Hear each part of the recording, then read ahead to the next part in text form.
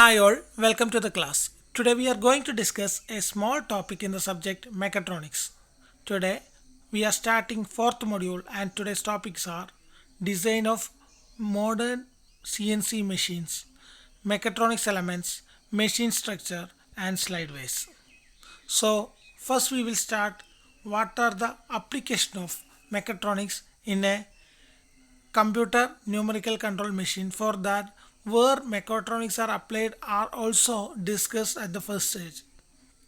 In a manufacturing automation at different level, we are using mechatronic systems that are sensor actuator systems that are CNC. We have already told CNC systems, tool monitoring system, advanced manufacturing system that consists flexible manufacturing system or computer integrated manufacturing system, industrial robots, automatic inspection, machine vision system, automatic packaging system. These are the area where mechatronics are widely used in a industry for manufacturing automation. So now we will start with what is CNC or computer numerical machines. Computer numerical control machine are now widely used in small to large scale industries. CNC machines ആണ് ഇപ്പോൾ ഏറ്റവും കൂടുതലായിട്ട് use ചെയ്യുന്നത്. Conventional machine ആയിട്ടുള്ള ലെയ്ത്തൽ നമ്മൾ നോക്കുകയാണെങ്കിൽ conventional മെഷീനാണ്. നമ്മുടെ ലേബർ കുറേ സമയം ഇരുന്ന് വർക്ക് ചെയ്യേണ്ടി വരും. അതേസമയം CNC മെഷീൻ ആണെങ്കിൽ നമ്മൾ വൺസ് കോഡ് ചെയ്ത് കൊടുത്തു കഴിഞ്ഞാൽ ഒരേ സ്റ്റാൻഡേർഡ് പ്രൊഡക്റ്റ് ഉണ്ടാക്കുന്നുണ്ടെങ്കിൽ അത് നമുക്ക് റിപ്പീറ്റായിട്ട് ചെയ്യാൻ വളരെ കുറച്ച് സമയം വേണ്ടു, കോസ്റ്റും കുറച്ചേ വേണ്ടു. And CNC tool are integral part of computer aided manufacturing or computer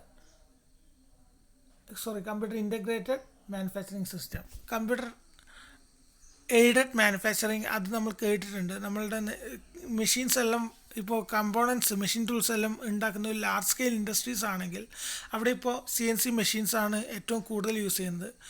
ഒന്നിൽ കൂടുതൽ CNC മെഷീൻസ് ക്ലബ് ചെയ്തിട്ടായിരിക്കും പല പ്രൊഡക്ട്സും ഉണ്ടാക്കുന്നത്. ഒരു CNC മെഷീൻ്റെ വർക്ക് ഔട്ട്പുട്ട് കിട്ടിക്കഴിഞ്ഞാൽ അതെടുത്തിട്ട് അടുത്ത മെഷീനിൽ വെച്ച് കൺവെയർ മെക്കാനിക്സ് എല്ലാം ഉപയോഗിച്ച് ഫൈനൽ പ്രൊഡക്റ്റിലേക്ക് എത്തുക ചെയ്യുക. അങ്ങനെയുള്ള കംപ്ലീറ്റ് സിസ്റ്റത്തിന് പറയുന്ന പേരാണ് കമ്പ്യൂട്ടർ എയ്ഡഡ് മാനുഫാക്ചറിങ് അല്ലെങ്കിൽ കമ്പ്യൂട്ടർ ഇൻറ്റഗ്രേറ്റഡ് മാനുഫാക്ചറിങ്. ഓക്കെ, അത് കഴിഞ്ഞ് കഴിഞ്ഞാൽ ഏറ്റവും കൂടുതലുള്ളതാണ് CNC means operating machine tool by a series of coded instructions consisting of number, letters or alphabet and symbols which the machine control unit can be understand. നമ്മൾ നേരത്തെ പറഞ്ഞു കഴിഞ്ഞു നമ്മളുടെ NC അഥവാ ന്യൂമറിക്കൽ കൺട്രോളും ഉണ്ട്, CNCയും ഉണ്ട്, അതുകൂടാതെ തന്നെ കൺവെൻഷണൽ എക്യുപ്മെൻറ്റും ഉണ്ട്. കൺവെൻഷനലായിട്ട് വരുന്നതാണ് ലെയ്ത്ത്. ന്യൂമറിക്കലാണ് നമ്മൾ പഞ്ച് ടാപ്പെല്ലാം ഇൻസ്റ്റാൾ ചെയ്തിട്ടാണ് ഉണ്ടാവുക. ആ പഞ്ച് ടാപ്പ് പോലെയുള്ള എക്യുപ്മെൻറ്റ്സ് റീപ്ലേസ് ചെയ്തിട്ട് കമ്പ്യൂട്ടർ യൂസ് ചെയ്യുന്നുണ്ടെങ്കിൽ അതിന് പറയുന്ന പേരാണ് കമ്പ്യൂട്ടർ ന്യൂമറിക്കൽ കൺട്രോളിങ്. ഈ കമ്പ്യൂട്ടർ ന്യൂമറിക്കൽ കൺട്രോളിൽ നമുക്കിപ്പോൾ കോഡ്സിലെല്ലാം എന്തെങ്കിലും എറേഴ്സ് ഉണ്ടെങ്കിൽ പെട്ടെന്ന് കറക്റ്റ് ചെയ്യാനും റീഓർഡർ ചെയ്യാനും ഡിസൈൻ ചേഞ്ചസ് വരുത്താനും എല്ലാം എളുപ്പമാണ്. അങ്ങനെയുള്ള കണ്ടീഷൻ ആയതുകൊണ്ട് തന്നെ ഇതിന് ഒരു സ്പെസിഫിക് ലാംഗ്വേജ് യൂസ് ചെയ്യുന്നുണ്ട്. NC പാർട്ട് പ്രോഗ്രാമിംഗ് എന്ന് പറയുന്ന ലാംഗ്വേജ് ആണ് യൂസ് ചെയ്യുന്നത്. That consist of G codes and M codes. അതെല്ലാം വെച്ചിട്ടാണ് നമ്മൾ ഇതിൻ്റെ മാനുഫാക്ചറിങ് മുഴുവൻ ചെയ്യുന്നത്. സോ പെർഫെക്റ്റ് ആയിട്ട് ആ കോഡ്സ് അറിയുന്ന ഒരാൾക്ക് ഏത് മാനുഫാക്ചറിങ്ങും ചെയ്യാൻ പറ്റും if the design is available. പിന്നെ ഈ കോഡ് ഒരു CNC മെഷീൻ്റെ കൺട്രോൾ യൂണിറ്റിനെ അണ്ടർസ്റ്റാൻഡ് ചെയ്യുന്ന വിധത്തിലായിരിക്കണം. അഥവാ ഇതുവരെ ഇല്ലാത്ത ഒരു ഫോർമാറ്റിലൊന്നും ഒരിക്കലും കോഡ് എഴുതരുത്. അതേപോലെ ഈ കോഡാണ് മെഷീനിൻ്റെ പെർഫോമൻസ് അഥവാ എന്തൊക്കെ ആക്ഷൻ എടുക്കണം എന്നുള്ളത് മെഷീനിന് പറഞ്ഞു കൊടുക്കുന്ന സാധനങ്ങൾ. അഥവാ നമ്മളുടെ ഈ കോഡിനെ കൺവേർട്ട് ചെയ്ത് മെഷീൻ ഇൻസ്ട്രക്ഷനായിട്ടാണ് മെഷീൻ ടൂള് എടുക്കുക. So you can see 2 figures of a conventional as well as CNC operated machine tool. അത് നമ്മൾ സാധാരണ കാണുന്ന ഒരു മില്ലിംഗ് മെഷീനാണ്. മില്ലിംഗ് മെഷീനിൽ കട്ടിംഗ് ടൂള്, ക്ലാമ്പിംഗ് വൈസ്, അതിൻ്റെ മോഷൻ ക്രിയേറ്റ് ചെയ്യാൻ വേണ്ടിയിട്ട് നമ്മുടെ വീല്, കൺട്രോളിങ് വീല്, മുകളിൽ ടീച്ച് പാറ്റൻറ്റ്, അതേപോലെ തന്നെ താഴെ ബോട്ടത്തിൽ ബെഡ് എല്ലാം കോളം എല്ലാം കാണാൻ പറ്റും. ഇതെല്ലാം തന്നെ ഇപ്പുറത്തെ ഭാഗത്ത് ഉണ്ടാവും. പക്ഷേ ഏറ്റവും ഇമ്പോർട്ടൻ്റ് ആയിട്ട് ഇവിടെ ഒരു കമ്പ്യൂട്ടർ സ്ക്രീൻ ഉണ്ടാവും. ഇവിടെയാണ് നമ്മൾ പ്രോഗ്രാം ഇൻസ്റ്റാൾ ചെയ്യേണ്ടത്. നമുക്ക് പെൻ ഡ്രൈവോ അല്ലെങ്കിൽ ടൈപ്പ് ചെയ്തിട്ടോ പ്രോഗ്രാം ഇൻസ്റ്റാൾ ചെയ്യാം. ഇവിടെ നമുക്ക് കുറേ ടേബിൾ കാണാൻ പറ്റും, സ്വിച്ചസ് കാണാൻ പറ്റും. ആ സ്വിച്ചസ് എല്ലാം ഉപയോഗിച്ചിട്ട് നിങ്ങൾക്ക് ഏത് സമയത്തും ചെറിയ ചെറിയ മോഡിഫിക്കേഷൻസൊക്കെ ഈ ഡാറ്റ കോഡ്സിലും വരുത്താം. അതിനനുസരിച്ച് ഇതിൻ്റെ അഡ്ജസ്റ്റ്മെൻറ്റ്സ്, ഹൈറ്റ്, വിഡ്ത്ത് അങ്ങനെയുള്ളതെല്ലാം അഡ്ജസ്റ്റ് ചെയ്യാം. പിന്നെ ഏറ്റവും ഇമ്പോർട്ടൻ്റ് ഇതിൻ്റെ സെക്യൂരിറ്റിയാണ്, സേഫ്റ്റിയാണ്. നോർമൽ കേസിൽ മാനുവലായിട്ട് നമ്മൾ ഓപ്പറേറ്റ് ചെയ്യുന്നതുകൊണ്ട് തന്നെ എന്തെങ്കിലും എറേഴ്സ് എല്ലാം വരാനും ഹ്യൂമൻ ഹസാർഡ്നെസ് വരാനുമുള്ള സാധ്യത കുറച്ച് കൂടുതലാണ് കൺവെൻഷണൽ മെഷീനിൽ. അത് ഇതേ സമയം നമ്മുടെ CNCയിലാണെങ്കിൽ ഇത് ഓട്ടോമാറ്റിക്കലി കമ്പ്യൂട്ടർ ചെയ്യുന്നതായതുകൊണ്ട് തന്നെ നമുക്ക് പെട്ടെന്ന് ഒരു അപകടം വന്നാൽ നിർത്താനൊന്നും പറ്റില്ല. അതുകൊണ്ട് തന്നെ ഇതിനൊരു പ്രൊട്ടക്ഷൻ, ഒരു ഡോറുണ്ട്.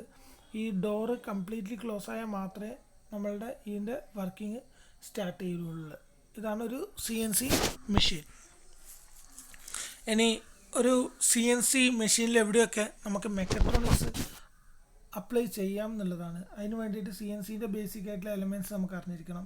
First one is machine structure, അഥവാ അതിൻ്റെ സപ്പോർട്ട്, ഗൈഡ് വേസ് അല്ലെങ്കിൽ side ways, drives, spindle and spindle bearing, measuring system, controls, gauging, tool monitoring. ഇത്രയും ഏരിയയിലാണ് CNC മെഷീനിൽ നമുക്ക് മെക്കട്രോണിക്സ് അപ്ലൈ ചെയ്യാൻ പറ്റില്ല. നേരത്തെ മാനുഫാക്ചറിങ് സ്റ്റേജിൽ എവിടെയൊക്കെ നമുക്ക് മെക്കട്രോണിക്സ് അപ്ലൈ ചെയ്യാം എന്നുള്ളത് ഫസ്റ്റ് സ്ലൈഡിൽ പറഞ്ഞിട്ടുണ്ട്. ഇത് ഇൻ ദ CNC മെഷീൻ എവിടെയൊക്കെ നമുക്ക് അപ്ലൈ ചെയ്യാം എന്നുള്ളതാണ്. അത് നമുക്ക് ഓരോന്നായിട്ട് നോക്കാം. ആദ്യം നമ്മൾ നോക്കാൻ പോകുന്നത് മെഷീൻ സ്ട്രക്ചറാണ്. മെഷീൻ സ്ട്രക്ചർ എന്ന് പറഞ്ഞു കഴിഞ്ഞാൽ ഹോൾ ബോഡി സപ്പോർട്ട് ചെയ്യുന്ന ഓരോ പാർട്സിന് പറയുന്ന ഭാഗമാണ്. ഇപ്പം ഒരു വലിയൊരു ലെയ്ത്ത് ആണെങ്കിൽ ആ ലെയ്ത്തിൻ്റെ ബെഡൊക്കെ വരുന്ന അതിൻ്റെ മെഷീൻ സ്ട്രക്ചറാണെന്ന് പറയാം. അതിൻ്റെ അകത്ത് ഓരോ വിധത്തിലുള്ള എക്യുപ്മെൻറ്റ്സ് എല്ലാം ഹോൾഡ് ചെയ്യുന്നുണ്ട്. അങ്ങനെയുള്ളതിനൊക്കെ നമുക്ക് മെഷീൻ സ്ട്രക്ചറാണെന്ന് പറയാം. അല്ലെങ്കിൽ പ്ലെയിനറിൽ എടുക്കുകയാണെങ്കിൽ അതിൻ്റെ അകത്ത് വലിയ വൈഡായിട്ടുള്ള ഒരു ടേബിൾ ഉണ്ടാവും, 2 കോളം ഉണ്ടാവും. കോളത്തിൻ്റെ മുകളിൽ സ്ലൈഡിങ്ങിന് വേണ്ടിയിട്ട്, ടൂൾ സ്ലൈഡിങ്ങിന് വേണ്ടിയിട്ട് സപ്പോർട്ടേഴ്സ് ഉണ്ടാവും. ഇതെല്ലാം തന്നെ മെഷീൻ സ്ട്രക്ചറാണ്. Machine structure is the load carrying and supporting member of the machine tool. ഇതാണ് ഇമ്പോർട്ടൻറ്റ് ടേം. ലോഡ് ക്യാരി ചെയ്യാൻ വേണ്ടിയിട്ട് ഉപയോഗിക്കുന്ന സാധനമാണ് machine structure. So what are the loads എന്നുള്ളത് വളരെ ഇമ്പോർട്ടൻ്റ് ആണ്. And second one, all other motor, drive mechanism, other functional assemblies of machine tool are aligned to each other and rigidly fixed to the machine structure. Machine സ്ട്രക്ചറിലാണ് മോട്ടറും അതുപോലെ തന്നെ ഡ്രൈവ്സും അല്ലെങ്കിൽ അങ്ങനെയുള്ള equipments എല്ലാം തന്നെ ഫിക്സ് ചെയ്ത് വെക്കുന്നത്. The machine structure is subjected to static and dynamic force, and it is therefore essential that the structure does not deform or vibrate beyond the permissible limits under the action of these forces. നമ്മൾ machine structure design ചെയ്യുന്ന സമയത്ത് വരുന്ന ഒരു important ടേമാണ് dynamic അല്ലെങ്കിൽ static force, load. അതേപോലെ തന്നെ വേറൊന്നാണ് thermal ലോഡും. ഇതിലെല്ലാം കൂടി ആദ്യമേ ഡിസൈൻ ചെയ്ത് വെച്ച് അതിനനുസരിച്ചിട്ട് പ്രോപ്പറായിട്ട് മെയിൻറ്റെയിൻ ചെയ്താൽ മാത്രമേ നമ്മുടെ മെഷീൻ ലാസ്റ്റ് ചെയ്യൂ. കാരണം വളരെ വർഷങ്ങളോളം വർക്ക് ചെയ്യേണ്ട മെഷീൻസാണ് പലതും, വളരെ കോസ്റ്റ്ലിയാണ്. അതുകൊണ്ടെല്ലാം തന്നെ ഈ സ്റ്റാറ്റിക് ഫോഴ്സും അതേപോലെ ഡൈനാമിക് ഫോഴ്സും നമ്മൾ കറക്റ്റായിട്ട് ലോഡ് ക്യാരി ചെയ്യണം, മെഷീൻ സ്ട്രക്ചേഴ്സ് ക്യാരി ചെയ്യണം. അതിനു വേണ്ടിയിട്ടുള്ള കാര്യങ്ങൾ നമ്മൾ ചെയ്യേണ്ടി വരും. All components of machines must remain in correct relative position to maintain geometric accuracy regardless of the magnitude and direction of these forces. നമ്മൾ ഇതിൻ്റെ ജിയോമെട്രിക് ആക്യുറസിയും അതുപോലെ മാഗ്നിറ്റ്യൂഡും അങ്ങനെയുള്ള കാര്യങ്ങളെല്ലാം ഇത് സപ്പോർട്ട് ചെയ്യുന്ന ലോഡ് ക്യാരിങ് എലമെൻ്റ് ആയിട്ടുള്ള മെഷീൻ സ്ട്രക്ചറിനെ നല്ലോണം ഡിപ്പെൻഡ് ചെയ്യുന്നതാണ്. അതുപോലെ it should be reliable and efficient. അത് രണ്ടും നിങ്ങളുടെ മനസ്സിലുണ്ടാകണം. Machine structure is a load carrying element. അന്നേരം അതിനകത്ത് വരുന്ന ഓരോ ലോഡ് നമുക്ക് നോക്കാം. ആദ്യം വരുന്നത് സ്റ്റാറ്റിക് ലോഡാണ്. ഈ സ്റ്റാറ്റിക് ലോഡ് എന്ന് പറയുന്നത് ഒരു മെഷീനിൽ നമുക്ക് ഒഴിവാക്കാൻ പറ്റില്ല. നമ്മളിപ്പം പറയുകയാണെങ്കിൽ ഇവിടെ 2 വിധത്തിലെ കോൺഫിഗറേഷനാണ് കൊടുത്തിട്ടുള്ളത്. ഈ വിധത്തിലാണ് ഓൾമോസ്റ്റ് എല്ലാ മെഷീൻസും ഉണ്ടാവുക. ആ മെഷീൻസ് നോക്കിക്കഴിഞ്ഞാൽ ഒരു 3 മോഷനാണ് നമുക്ക് വേണ്ടത്. ഒന്ന് നേരെ എക്സ് ഡയറക്ഷനിലുള്ള മോഷൻ, വൈ ഡയറക്ഷനിലുള്ള മോഷൻ. ആക്ച്വലി ഇതാണ് നമ്മൾ എക്സ് ഡയറക്ഷൻ എടുക്കുക. ടൂള് സ്ലൈഡ് ചെയ്യുന്നത് എക്സ് ഡയറക്ഷനിലുള്ള മോഷൻ, ബ്രിഡ്ജിൻ്റെത് വൈ ഡയറക്ഷൻ മോഷൻ, വർക്ക് ടേബിളിൻ്റെ സെഡ് ഡയറക്ഷൻ മോഷൻ. അതേപോലെ അതേ മോഷൻ തന്നെ നമ്മൾ ഇവിടെ ക്രിയേറ്റ് ചെയ്യാണ്. ഇവിടെ നമ്മൾ വർക്ക് ടേബിളിനെ ഫിക്സ് ആക്കി വെച്ച് കഴിഞ്ഞാൽ നമ്മളുടെ സ്ലൈഡിന് 3 മോഷന് കൊടുക്കേണ്ടി വരും, അഥവാ ടൂളിന് 3 മോഷന് കൊടുക്കേണ്ടി വരും. ടൂളിന് ഇവിടെ 2 മോഷനും വർക്ക് പീസിന് 1 മോഷനും ഉണ്ടായിരുന്നെങ്കിൽ ഇവിടെ 3 മോഷനും ടൂളിനാണ്. അഥവാ അത് എക്സ് ഡയറക്ഷനിൽ മൂവ് ചെയ്യണം, വൈ ഡയറക്ഷനിൽ കുത്തനെ മൂവ് ചെയ്യണം, സെഡ് ഡയറക്ഷനിൽ മൂവ് ചെയ്യണം. ഈ രണ്ട് വിധത്തിലാണ് ഓൾമോസ്റ്റ് എല്ലാ എക്യുപ്മെൻറ്റ്സും. ഇതെല്ലാം ഷേപ്പറിൻ്റെ ഒരു അസംബ്ലേജ് ആണ്. ഇത് അതേസമയം ഇത് പ്ലെയിനറിൻ്റെയാണ്. അത് നമ്മൾ അപ്ലിക്കേഷൻ അനുസരിച്ചാണ് മെഷീൻ സ്ലൈഡ് വെക്കുക. അന്നേരം ഇതിൻ്റെ നോർമൽ വെയിറ്റ്, ഇപ്പോൾ സ്ലൈഡിൻ്റെ വെയിറ്റ്, അതേപോലെ ടൂളിൻ്റെ വെയിറ്റ്, മോട്ടറിൻ്റെ വെയിറ്റ്, അങ്ങനെയുള്ള വെയിറ്റ് എല്ലാം തന്നെ നമുക്ക് ഫ്രീ ആയിട്ട് അറിയുന്നതാണ്. അത് കാരണം ഈ മെഷീനിൽ കോസ് ചെയ്യുന്ന ലോഡിന് പറയുന്ന പേരാണ് സ്റ്റാറ്റിക് ലോഡ്. ഓർക്കുക, കമ്പോണൻസിൻ്റെ വെയിറ്റ് അല്ലെങ്കിൽ അതർ എക്യുപ്മെൻറ്റ്സ്, ലൂബ്രിക്കേറ്റിംഗ് ഓയിൽ, അങ്ങനെയുള്ള കാര്യങ്ങളെല്ലാം ഇതിൻ്റെ മുകളിൽ വരുമ്പോൾ ഉണ്ടാകുന്ന വെയിറ്റ് ആണ്, അഥവാ പ്രീ ഡിസൈൻഡ് വെയിറ്റ് ആണ് സ്റ്റാറ്റിക് വെയിറ്റ്. പക്ഷേങ്കിൽ എല്ലാ കേസിലും നമുക്ക് അങ്ങനെയാണെന്ന് പറയാൻ പറ്റില്ല. ചില കേസിൽ നമ്മളുടെ ഇപ്പോൾ നോക്കിക്കഴിഞ്ഞാൽ unbalanced rotating parts, improper machining of gear, bearing irregularities, interrupted cut while machining like milling, അങ്ങനെയൊക്കെ വരുന്ന സമയത്ത്, അൺബാലൻസ് ഫോഴ്സ് എല്ലാം വരുന്ന സമയത്ത് ഓട്ടോമാറ്റിക്കലി മെഷീൻ വൈബ്രേറ്റ് ചെയ്യാൻ തുടങ്ങും. അതെല്ലാം തന്നെ ഈ മെഷീൻ സ്ട്രക്ചറിൽ ഒരു ലോഡ് ക്രിയേറ്റ് ചെയ്യും. ആ ലോഡിന് പറയുന്ന പേരാണ് ഡൈനാമിക് ലോഡ്. ഈ ഡൈനാമിക് ലോഡ് അവോയ്ഡ് ചെയ്യുക എന്നുള്ളത് വളരെ ഇമ്പോർട്ടൻ്റ് ആയിട്ടുള്ള ഒരു ടേമാണ്. അതുകൊണ്ട് തന്നെ വൈബ്രേഷൻസ് അവോയ്ഡ് ചെയ്യാൻ വേണ്ടിയിട്ട് നമ്മൾ മെഷീൻ പെർഫോമൻസ് ഇൻക്രീസ് ചെയ്യാൻ വേണ്ടിയിട്ട് ഈ താഴെ കാണുന്ന 3 മെത്തേഡാണ് യൂസ് ചെയ്യുന്നത്. ഒന്നാമത്തേത് റെഡ്യൂസിങ് ദ മാസ് ഓഫ് സ്ട്രക്ചറിൻ്റെ ഹോൾ മാസ് റെഡ്യൂസ് ചെയ്ത് കഴിഞ്ഞാൽ നമുക്ക് ഡൈനാമിക് ലോഡ് കുറക്കാം. Increasing the stiffness of the മെട്രിക്സിൻ്റെ സ്റ്റിഫ്നെസ് കൂട്ടുകയാണെങ്കിൽ, അഥവാ നമ്മൾ ലോഡ് ക്യാരിങ് കപ്പാസിറ്റിയാണ് സ്റ്റിഫ്നെസ്, അത് ഇൻക്രീസ് ചെയ്ത് കഴിഞ്ഞാൽ, സ്ട്രക്ചറിൻ്റെ ഇൻക്രീസ് ചെയ്ത് കഴിഞ്ഞാൽ നമുക്ക് വൈബ്രേഷൻസ് അവോയ്ഡ് ചെയ്യാം, ഡൈനാമിക് ലോഡ് കുറക്കാം. അതേപോലെ ഇംപ്രൂവിങ് ഡാമ്പിങ് പ്രോപ്പർട്ടീസ്, അപ്പോൾ ഈ വൈബ്രേറ്റ് ചെയ്യുന്ന പ്രോപ്പർട്ടീസിനെ ഒരു ഡാമ്പ് ചെയ്തെടുക്കാൻ പറ്റുന്ന ഒരു ഡാമ്പിങ് സിസ്റ്റം ഉണ്ടെങ്കിൽ നമുക്ക് വൈബ്രേഷൻ കുറക്കാം, ഓട്ടോമാറ്റിക്കലി മെഷീൻ സ്ട്രക്ചറിൻ്റെ ഡൈനാമിക് ലോഡും കുറക്കാൻ പറ്റും. ഇതാണ് ഡൈനാമിക് ലോഡ് എന്നുള്ളതിനെ കുറിച്ചിട്ട് മെയിനായിട്ട് പറയാനുള്ളത്. ഇനി വരുന്നതാണ് തെർമൽ ലോഡ്. സ്റ്റാറ്റിക്കും ഡൈനാമിക്കും പോലെ തന്നെ വളരെ ഇമ്പോർട്ടൻ്റ് ആയിട്ടുള്ളൊരു ടേമാണ് thermal load. Machine tool operate ചെയ്തുകൊണ്ടിരിക്കുമ്പം പല സ്ഥലത്തും ഹീറ്റ് എനർജി പ്രൊഡ്യൂസ് ചെയ്യുന്നുണ്ട്. ആ ഹീറ്റ് എനർജി പ്രൊഡ്യൂസ് ചെയ്യുമ്പോൾ ഓട്ടോമാറ്റിക്കലി നമ്മളുടെ ടൂൾസും അതേപോലെ തന്നെ പാർട്സും ബേൺ ഔട്ടായി പോകാൻ സാധ്യതയുണ്ട്. അതുകൊണ്ട് തന്നെ ഈ തെർമൽ ലോഡ്സ് നമ്മൾ അവോയ്ഡ് ചെയ്യേണ്ടി വരും. ആ തെർമൽ ലോഡ്സ് ക്രിയേറ്റ് ചെയ്യുന്ന പ്രധാനപ്പെട്ട ഏരിയാസ് ആണ്: ഒന്ന് electrical motor, friction in mechanical drive and gearbox, friction in bearing and guide ways, machining process, temperature of surrounding objects. ഇത്രയും കാര്യങ്ങൾ വളരെ ഇമ്പോർട്ടൻ്റ് ആണ്. ഈ ഇമ്പോർട്ടൻ്റ് ആയിട്ടുള്ള കാര്യങ്ങൾ അവോയ്ഡ് ചെയ്യാൻ വേണ്ടി how we are avoiding or reducing thermal loads by following methods. അതിന് ഉപയോഗിക്കുന്ന ഒന്നാണ് external mounting of drives, motor and gearbox. നമ്മളുടെ മെഷീൻ സ്ട്രക്ചറിൽ ഇലക്ട്രിക് മോട്ടറും ഡ്രൈവ്സും ഫിക്സ് ചെയ്യാതെ അതിന് നമ്മൾ എക്സ്റ്റേണലായിട്ട് വേറെ സ്ഥലത്ത് നല്ല രീതിയിൽ സപ്പോർട്ട് ചെയ്യാൻ പറ്റുന്ന വിധത്തിൽ ഫിക്സ് ചെയ്ത് കഴിഞ്ഞാൽ ഓൾമോസ്റ്റ് കുറേ ഭാഗം തെർമൽ ലോഡ് നമുക്ക് റെഡ്യൂസ് ചെയ്യാം.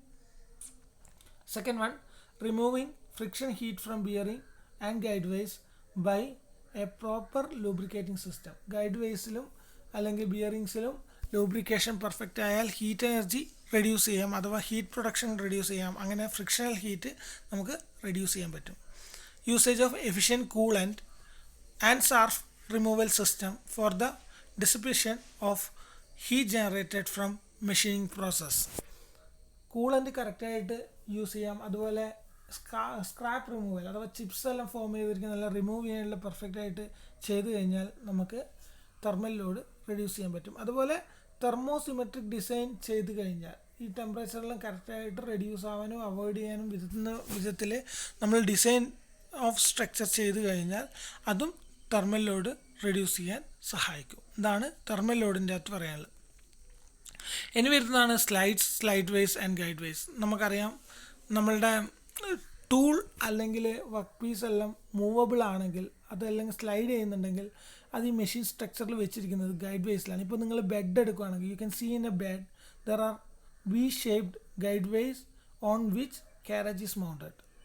നമ്മുടെ കാരേജ് മൗണ്ട് ചെയ്യുന്നത് ബെഡിൽ ഒരു ഗൈഡ് വേസിലാണ്. അത് നിങ്ങൾക്ക് പ്രാക്ടിക്കലായിട്ട് കണ്ടിട്ടും കൂടിയുണ്ട്.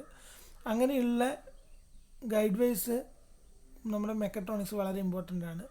അങ്ങനെയുള്ള ഗൈഡ് വേസ് മെയിനായിട്ട് യൂസ് ചെയ്യുന്നത് എന്തിനാണെന്ന് പറഞ്ഞു കഴിഞ്ഞാൽ, first one, control the direction of carriage or table on which work piece or tool is held. നമ്മുടെ കാരേജിന് മോഷൻ ക്രിയേറ്റ് ചെയ്യാൻ വേണ്ടിയിട്ടാണ്. Second one, to absorb all static and dynamic forces. Static ആയിട്ടുള്ള ഡൈനാമിക് ആയിട്ടുള്ള ഫോഴ്സസ് എല്ലാം തന്നെ machine structure absorb ചെയ്യുന്നത് guide വേസിലേക്ക് കൂടിയായിരിക്കും. ഓക്കെ, ഡയറക്റ്റ് മെഷീൻ സ്ട്രക്ചറിലേക്ക് കിട്ടില്ല, അത് ഗൈഡ് വേസിലേക്ക് കൂടിയാണ് പോവുക. അതുകൊണ്ട് തന്നെ ഗൈഡ് വേസ് ഈ സ്റ്റാറ്റിക് ഡൈനാമിക് ഫോഴ്സെല്ലാം അബ്സോർബ് ചെയ്യുന്നതുകൊണ്ട് തന്നെ guide ways should be rigid, accurate and durable. വളരെ ഇമ്പോർട്ടൻ്റ് ആണ്. Then shape and size of work produced depends on accuracy of guide vase.